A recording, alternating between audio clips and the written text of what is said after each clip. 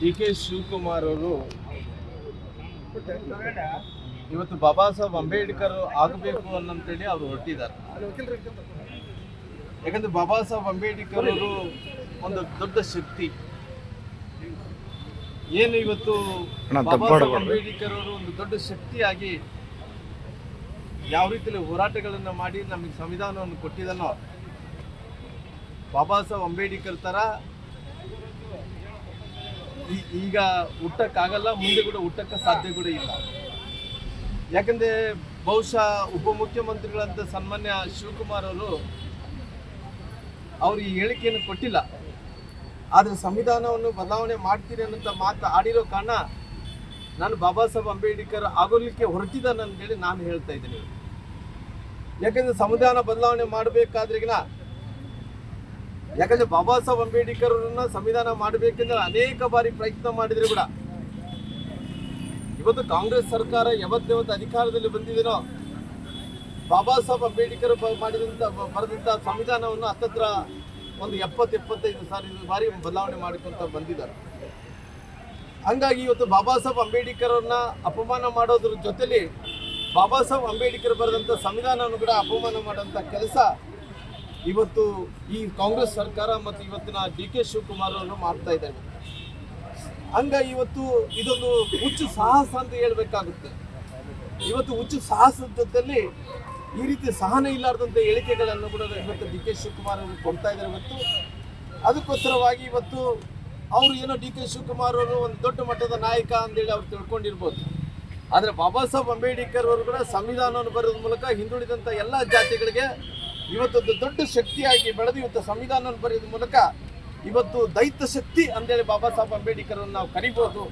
ಹಂಗಾಗಿ ಇವತ್ತು ಈ ದುಸ್ಸದಕ್ಕೆ ಅಂದರೆ ಇದೊಂದು ಕೆಟ್ಟ ಸಂಪ್ರದಾಯಕ್ಕೆ ಇವತ್ತು ಕಾಂಗ್ರೆಸ್ ಪಕ್ಷ ಏನು ಕೈ ಹಾಕಿದೆನೋ, ಖಂಡಿತವಾಗಿ ಈ ಸಮುದಾಯಗಳಿಗೆ ಇವತ್ತು ಅಪಮಾನ ಮಾಡೋಂಥ ಕೆಲಸ, ಬಾಬಾ ಸಾಹೇಬ್ ಅಂಬೇಡ್ಕರ್ಗೆ ಅಪಮಾನ ಮಾಡೋಂಥ ಕೆಲಸ, ಬಾಬಾ ಸಾಹೇಬ್ ಅಂಬೇಡ್ಕರ್ ಬರೆದಂಥ ಸಂವಿಧಾನಕ್ಕೆ ಅಪಮಾನ ಮಾಡೋಂಥ ಕೆಲಸ ಇವತ್ತು ಕಾಂಗ್ರೆಸ್ ಸರ್ಕಾರ ಇವತ್ತು ಮಾಡ್ತಾ ಇದೆ. ಹಂಗಾಗಿ ಇವತ್ತು ಎಲ್ಲೋ ಒಂದು ಕಡೆ ಸಂವಿಧಾನ ಅಂದರೆ ನಾವು ಮುಂಚೆ ಕೂಡ ಹೇಳ್ಕೊಂತ ಬರ್ತಾ ಇದ್ವಿ. ಯಾವ ರೀತಿಯಲ್ಲಿ ಭಗವದ್ಗೀತೆಗೆ ಗೌರವವನ್ನು ಕೊಡ್ತೀವೋ, ಯಾವ ರೀತಿಯಲ್ಲಿ ರಾಮಾಯಣಕ್ಕೆ ಗೌರವವನ್ನು ಕೊಡ್ತೀವೋ, ಅದೇ ರೀತಿಯಲ್ಲಿ ಬಾಬಾ ಸಾಹೇಬ್ ಅಂಬೇಡ್ಕರ್ ಬರೆದಂಥ ಸಂವಿಧಾನ ನಮಗೆಲ್ಲರಿಗೂ ಇವತ್ತು ದೇಶದಲ್ಲಿದ್ದಂಥ ಎಲ್ಲ ಜನಾಂಗಕ್ಕೆ ಇವತ್ತು ತಾಯಿ ಇದ್ದಂತೆ. ಇವತ್ತು ತಾಯಿಗೆ ಅಪಮಾನ ಮಾಡೋಂಥ ಕೆಲಸ ಮಾಡಿದಾರ, ಭಗವದ್ಗೀತೆಗೆ ಅಪಮಾನ ಮಾಡೋಂಥ ಕೆಲಸ ಮಾಡಿದಾರ, ಇವತ್ತು ಇವತ್ತು ಒಂದು ರೀತಿ ರಾಮಾಯಣಕ್ಕೆ ಅಪಮಾನ ಮಾಡೋಂಥ ಕೆಲಸ ಮಾಡಿದಾರ, ಸಂವಿಧಾನ ಕೂಡ ಅಪಮಾನ ಮಾಡೋಂಥ ಕೆಲಸ ಕಾಂಗ್ರೆಸ್ ನಾಯಕರು ಮಾಡಿರೋ ಕಾರಣ ಇವತ್ತು ಎಲ್ಲೋ ಒಂದು ಕಡೆ ಕಾಂಗ್ರೆಸ್ ನಾಯಕರು ಈ ರೀತಿ ಒಂದು ಸಮುದಾಯನ ಓಲೈಕೆ ಮಾಡಬೇಕು ಅನ್ನೋಂಥ ಕಾರಣದಿಂದ ಇವತ್ತು ಸಂವಿಧಾನನೇ ಬದಲಾವಣೆ ಮಾಡಿ ಇವತ್ತು ಎಲ್ಲೋ ಒಂದು ಕಡೆ ಅವ್ರಿಗೆ ಅನುಕೂಲ ಮಾಡಿಕೊಡ್ತೀವಿ ಅಂತ ಹೇಳಿಕೆಯನ್ನು ಕೊಟ್ಟಿದ್ರು. ಅದು ತೀವ್ರವಾಗಿ ಇಡೀ ರಾಜ್ಯದಾದ್ಯಂತ ನಾವು ಖಂಡಿಸ್ತೀವಿ. ಜೊತೆಲಿ ಅವ್ರು ಮಾಡಿದಂಥ ಕೆಲಸ ಏನಿಲ್ಲ. ಈ ದೇಶದಲ್ಲಿ ಬಿಫೋರ್ 1947 ಹಿಂದೆ ಯಾವ ರೀತಿಯಲ್ಲಿ ಬ್ರಿಟಿಷರು ಇದ್ರು, ಹೊಡೆದು ಆಳ್ತಾ ಇದ್ರು, ಅದೇ ರೀತಿಯಲ್ಲಿ ಇವತ್ತು ಆ ಕೆಲಸವನ್ನು ಮಾಡೋಕ್ಕೆ ಇವತ್ತು ಕಾಂಗ್ರೆಸ್ ಪಕ್ಷದ ನಾಯಕರೆಲ್ಲರೂ ಕೂಡ ಹೋಗಿದ್ದಾರೆ. ಹಂಗಾಗಿ ಇವತ್ತು ಎಲ್ಲೋ ಒಂದು ಕಡೆ ಬಾಬಾ ಸಾಹೇಬ್ ಅಂಬೇಡ್ಕರನ್ನ ಅಪಮಾನ ಮಾಡಿ ಇವತ್ತು ಬ್ರಿಟಿಷ್ ಮಾಡಿದಂಥ ಕೆಲಸ ಇವರು ಮಾಡ್ತಾ ಇರೋ ಕಾರಣ ಮುಂದಿನ ದಿನಗಳಲ್ಲಿ ಈ ರಾಜ್ಯದ ಜನರು, ಈ ದೇಶದ ಜನರು ತಕ್ಕ ಪಾಠವನ್ನು ಕಲಿಸುವಂಥ ಕೆಲಸ ಮಾಡ್ತಾರೆ. ವಿಶೇಷವಾಗಿ ನಾವು ಈ ಸಮುದಾಯಗಳಿಗೆ ಇವತ್ತು ಅನೇಕ ಪರಿಶಿಷ್ಟ ಜಾತಿ ಪರಿಶಿಷ್ಟ ಪಂಗಡಗಳ ಜನಾಂಗಕ್ಕೆ ಇವತ್ತು ಮೀಸಲಾತಿಗಳು ಜಾಸ್ತಿ ಮಾಡಿದ್ವಿ, ಒಳ ಮೀಸಲಾತಿಯನ್ನು ಮಾಡಿದ್ವಿ, ಇವತ್ತು ಎಸ್.ಟಿ ಜನಾಂಗಕ್ಕೆ ಮೀಸಲಾತಿಯನ್ನು ಕೂಡ ಜಾಸ್ತಿ ಮಾಡಿದ್ವಿ. ಇವತ್ತು ಇಷ್ಟೆಲ್ಲ ಮಾಡಿದ್ರು ಕೂಡ ಇವತ್ತು ಎಲ್ಲವನ್ನು ಕೂಡ ಒಂದು ರೀತಿ ಗಾಳಿಗೆ ತೂರಿ ಇವತ್ತು ಈ ಮೀಸಲಾತನ್ನೇ ಬದಲಾವಣೆ ಮಾಡಕ್ಕೆ ಹೊರಟಿರುವಂಥ ಈ ಕಾಂಗ್ರೆಸ್ ಪಕ್ಷಕ್ಕೆ ಧಿಕ್ಕಾರವನ್ನು ಹೋಗಂತ ಕೆಲಸಗಳು ನಾವು ಮಾಡ್ತೇವೆ. ಖಂಡಿತವಾಗಿ ಅವ್ರಿಗೆ ಎಲ್ಲೋ ಒಂದು ಕಡೆ ಅವ್ರು ಹೇಳ್ತಾ ಇದ್ರು, ನಿನ್ನೆ ಮೊನ್ನೆ ಏನು ಹೇಳ್ತಾ ಇದ್ರು, ನಾನೇನನ್ನ ಅಕಸ್ಮಿತವಾಗಿ ಸಂವಿಧಾನವನ್ನು ಬದಲಾವಣೆ ಮಾಡ್ತೀನಿ ಅನ್ನೋಂಥ ದಾಖಲಾತಿಗಳಿದ್ರೆ ಖಂಡಿತವಾಗಿ ನಾನು ರಾಜೀನಾಮೆ ಮಾಡ್ತೀನಿ ಅನ್ನೋಂಥ ಹೇಳಿಕೆಯನ್ನು ಕೂಡ ಡಿ.ಕೆ. ಶಿವಕುಮಾರ್ ಅವರು ಕೊಟ್ಟಿದ್ದಾರೆ. ರಾಜಕೀಯ ನಿವೃತ್ತಿಯನ್ನು ಮಾಡ್ತೀನಿ ಅನ್ನೋಂಥ ಹೇಳಿಕೆಗಳನ್ನು ಕೊಟ್ಟಿದ್ದಾರೆ. ಅವರೇ ತೆಗೆದು ನೋಡ್ಲಿ, ನಾವೇನು ಬೇಡ ಅನ್ನೋಕೆ ಹೋಗಲ್ಲ. ಯಾಕಂದ್ರೆ ನಾನು ಏನು ಹೇಳ್ತಾ ಇದ್ರೆ, ಒಂದು ಸಮುದಾಯನ ಓಲೈಕೆ ಮಾಡೋ ಸಲುವಾಗಿ ಇವತ್ತು ಬಾಬಾ ಸಾಹೇಬ್ ಅಂಬೇಡ್ಕರ್ ಬರೆದಂಥ ಸಂವಿಧಾನವನ್ನೇ ಇವತ್ತು ಬ್ರಿಟಿಷರ್ ಅಂತ ಬದಲಾವಣೆ ಮಾಡೋಂಥ ಕೆಲಸ ಮಾಡಿದ್ರು. ಬ್ರಿಟಿಷರ ನಂತರ ಇವತ್ತು ಮಾಡ್ತಾರಂಥ ಕಾಂಗ್ರೆಸ್ ಪಕ್ಷದ ಪರಿಸ್ಥಿತಿ ಏನಂದ್ರಿಗಿನ ಬ್ರಿಟಿಷರು ಮಾಡಿದಂಥ ಕೆಲಸ ಇವತ್ತು ಕಾಂಗ್ರೆಸ್ ಪಾರ್ಟಿ ಕೂಡ ಮಾಡಿ ಇವತ್ತು ಸಂವಿಧಾನವನ್ನೇ ಬದಲಾವಣೆ ಮಾಡೋಂಥ ಕೆಲಸ ಮಾಡ್ತಾ ಇದ್ರು. ಅವ್ರಿಗೆ ಕ್ಷಮೆ ಕೇಳೋಕ್ಕೋಸ್ಕರವಾಗಿ ಅವ್ರಿಗೆ ಯಾವುದೇ ರೀತಿಯಲ್ಲಿ ಮಾತುಗಳು ಉಳಿದಿಲ್ಲ. ಯಾಕಂದ್ರೆ ಅವ್ರ ರಾಜಕೀಯ ಲಾಭಕ್ಕೋಸ್ಕರವಾಗಿ ಅವ್ರ ಮುಂಚೆಯಿಂದ ಕೂಡ ಅಭ್ಯಾಸ ಏನಂದ್ರಿಗಿನ ಸಂವಿಧಾನವನ್ನು ಬದಲಾವಣೆ ಮಾಡೋದೇ ಅಭ್ಯಾಸ ಆಗಿರೋ ಕಾರಣ, ಅದೊಂದು ಅಭ್ಯಾಸ ಆಗಿರೋ ಕಾರಣ ಅನೇಕ ಬಾರಿ ದಾಖಲಾತಿಗಳನ್ನು ತೆಗೆದು ನೋಡಿದ್ರೆ ಹತ್ತತ್ರ 75-80 ಬಾರಿ ಇವತ್ತು ಸಂವಿಧಾನವನ್ನು ಬದಲಾವಣೆ ಮಾಡುವಂತ ಕೆಲಸ ತಿದ್ದುಪಡಿ ನಾಯಕರು ಮಾಡಿದಾರ. ಇವತ್ತು ಅದೇ ಅಭ್ಯಾಸದಲ್ಲಿ ಇವತ್ತು ಇದನ್ನು ಕೂಡ ಬದಲಾವಣೆ ಮಾಡಬೇಕಂತ ಹೊರಟಿರೋ ಕಾರಣ ಇವತ್ತು ಜನರು ಜಾಗೃತರಾಗಿದ್ದಾರ. ಹಿಂದುಳಿದಂತ ಸಮುದಾಯಗಳೆಲ್ಲ ಬಾಬಾ ಸಾಹೇಬ್ ಅಂಬೇಡ್ಕರ್ ಬರೆದಂತ ಸಂವಿಧಾನಕ್ಕೆ ಗೌರವ ಕೊಡುವಂತ ಕೆಲಸ ಮಾಡ್ತಾ ಇದಾರ. ಬಾಬಾ ಸಾಹೇಬ್ ಅಂಬೇಡ್ಕರ್ ಹೇಳಿದಂತ ಎಲ್ಲಾ ವಿಚಾರಧಾರೆಗಳು ಎಲ್ಲರ ಜನರಿಗೆ ಗೊತ್ತಿರೋ ಕಾರಣ ಇವತ್ತು ಜನರು ಎದ್ದು ನಿಂತಾರ.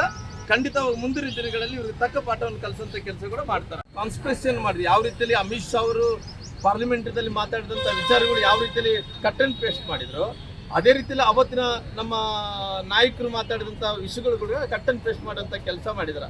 ಅವರೆಲ್ಲ ಮಾಡಿದಕ್ಕೋಸ್ಕರವಾಗಿ ಅಂತೇಳಿ ಇವರೆಲ್ಲರೂ ಜನರ ರುಚಿಗೆ ಬಿಡಿಸಿ ಇಲ್ಲಿದ್ದ ಜಗಳಗಳನ್ನ ಹಚ್ಚಿ ಇವತ್ತು ಸಂವಿಧಾನವನ್ನು ಬದಲಾವಣೆ ಮಾಡ್ತಾರೆ ಅನ್ನೋಂಥ ಹೇಳಿಕೆಗಳನ್ನು ಬಿಜೆಪಿಯವರ ಮೇಲೆ ಅವ್ರಿಗೆ ತಪ್ಪು ಭಾವನೆ ಬರೋಂಥ ಕಲ್ಪನೆ ಮಾಡಿದರು. ಹಂಗಾಗಿ ಇವತ್ತು ಕಾಂಗ್ರೆಸ್ ನಾಯಕರು ನೇರವಾಗಿ ಉಪಮುಖ್ಯಮಂತ್ರಿಗಳ ಹೇಳಿಕೆಯನ್ನು ಕೊಟ್ಟಾರಲ್ಲ.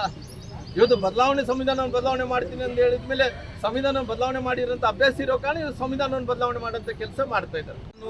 ಇವತ್ತು ನೋಡ್ರಿ ಅವ್ರಿಗೆ ಖುಷಿಯ ಅಂದರೆ ಅವರು ಏನು ಇವತ್ತು ಸ್ಥಾನಗಳು ಗಟ್ಟಿಪಡಿಸ್ಕೊಳ್ಳೋ ಸಲುವಾಗಿ ಅವ್ರಿಗೇನು ಪರಿಸ್ಥಿತಿ ಏನಂದ್ರೆ ಅವ್ರ ಸ್ಥಾನಗಳು ಅವ್ರು ಉಳಿಸ್ಕೋಬೇಕು.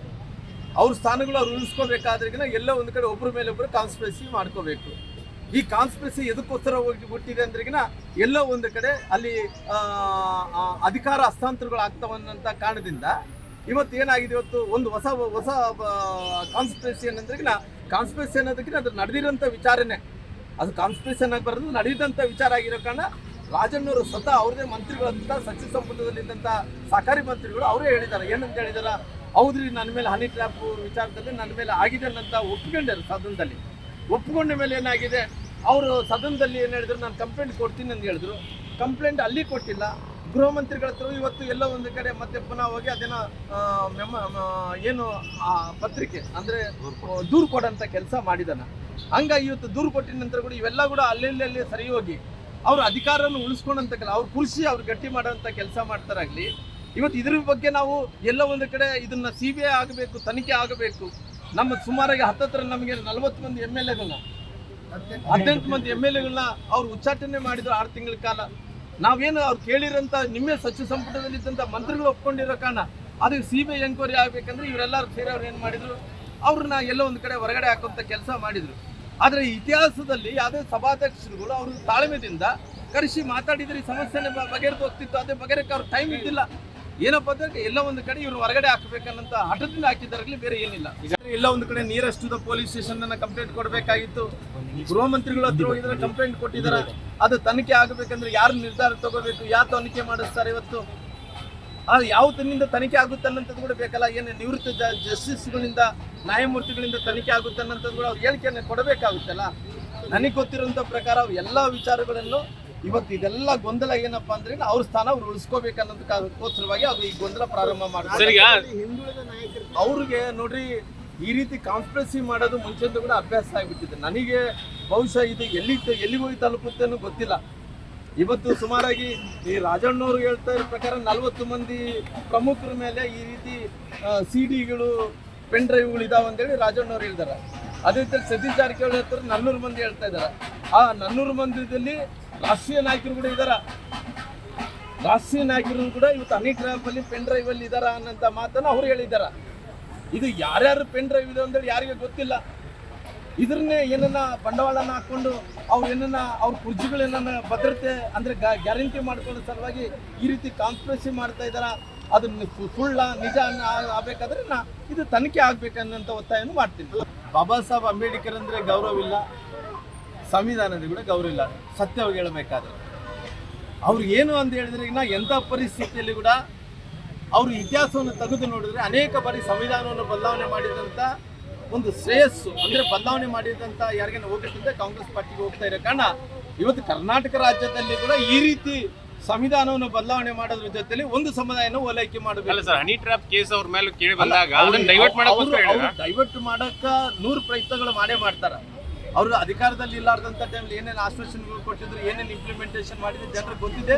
ಈ 5 ವರ್ಷಗಳಾದಂಥ ಜನರು ಯಾವ ರೀತಿ ಪ್ರತಿಕ್ರಿಯೆ ಕೊಡೋಂಥ ಕೆಲಸ ಮಾಡ್ತಾರೆ. ಆದರೆ ಅದೇನಪ್ಪ ಅಂದರೆ ದಿನನಿತ್ಯ ಒಂದು ಕಾಂಟ್ರವರ್ಸಿ ಅಂದರೆ ಇದು ಮರಿಬೇಕಂದ್ರೆ ಇನ್ನೊಂದು ಕಾಂಟ್ರವರ್ಸಿ ಮಾಡೋಕೆ, ಇದು ಮರಿಬೇಕಂದ್ರೆ ಇನ್ನೊಂದು ಕಾಂಟ್ರವರ್ಸಿ ಮರಿಬೇಕು, ಎಲ್ಲ ಕಾಂಟ್ರವರ್ಸಿಗಳನ್ನ ಮಾಡ್ಕೊತಾನೆ ಹೋಗ್ಬೇಕಂದೇಳಿ ಅವ್ರು ಸಂಕಲ್ಪವನ್ನು ಮಾಡ್ತಾ ಇದ್ದಾರೆ.